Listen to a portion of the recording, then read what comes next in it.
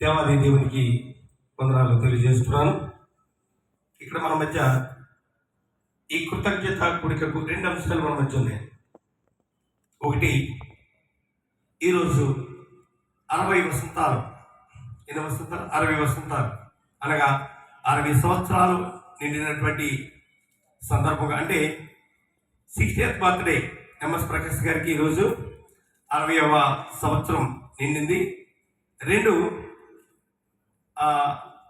ఈరోజు పదవీ విరమణ చేసినటువంటి సందర్భం. 2 అంశాలతో ఈ యొక్క కృతజ్ఞత కూడిక ఏర్పాటు చేయబడినది.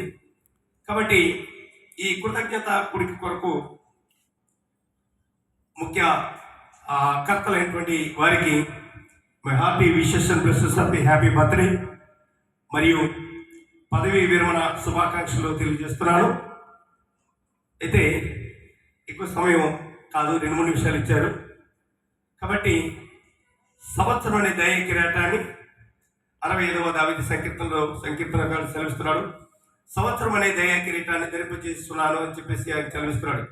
కాబట్టి 60 వసంతాలు అంటే ఆషమషి కాదు. 60 సంవత్సరాలు ఆయన కృప చూపారు, కనికరం చూపించారు. చక్కటి ఒక ఉన్నతమైనటువంటి స్టీల్ ప్లాంట్ ఎంప్లాయీగా కొనసాగడానికి కూడా ఆయన కృప చూపించారు. అంత మాత్రమే కాదు, అవి చేసుకుంటూ కూడా ఆయన దేవుని యొక్క పరిచర్యలో విరివిగా వాడబడుతున్నారని మీకు తెలియజేస్తున్నాను. మా స్వగ్రామం, ఆయన స్వగ్రామం, నా స్వగ్రామం, అన్న తమ్ముళ్ళ పిల్లలు మేము. నేను పెదనాన్న కొడుకుని, ఆయన మచ్చనాయన కొడుకు.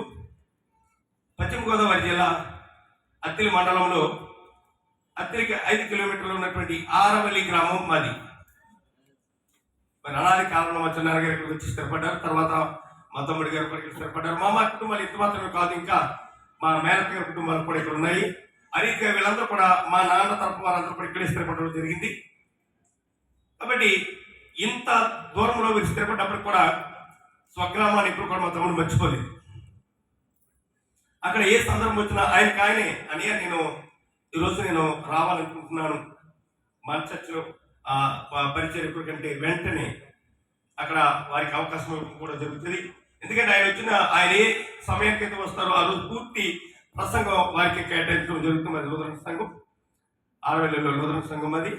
ఆ రీతిగా అనేకటువంటి విషయాలు అక్కడ పరిచర్య, నేను ఆ రీతిగా దేవుని పరిచయం చేస్తున్నా, నాకు ఏ విషయంలో ఆయన సహకారంగా వస్తుంటారు. కాబట్టి ఎందుకు ఈ విషయాలు చెప్తానంటే, ఉద్యోగంతో పాటుగా ఆయన కష్టపడుతూ, ఆయన పోషింపబడుతూ, ఎవరి మీద ఆధారపడకుండా ఆయన పోషింపబడుతూ, ఆయన కష్టార్జితాన్ని కొంత దేవునికి ఖర్చు పెడుతూ సుదూర ప్రాంతాలకి, ఇందాక అయ్యగా చెప్పారు మారుమూల ప్రాంతం అని చెప్పేసి, అటువంటి మారుమూల ప్రాంతాలకు కూడా వెళ్ళి దేవుని యొక్క పరిచయం చేస్తున్నారు. దానికి నేను ఉపయోగిస్తున్నాను. కాబట్టి ఇంకా అనేక సంవత్సరాలు దేవుడి కృప చూపించాలి, కనికరం చూపాలి, ఆయుష్ వాళ్ళ ఆరోగ్యం ఇవ్వాలి మా తమ్ముడు మరల గారికి. వారి ఇంకా వారి యొక్క శాశ్వత జీవితాన్ని దేవుని పరిచయం, ఎందుకంటే ఇప్పటి వరకు డ్యూటీ ఉంది కదా అని చెప్పేసి కొంత ఆలోచన ఉండేది.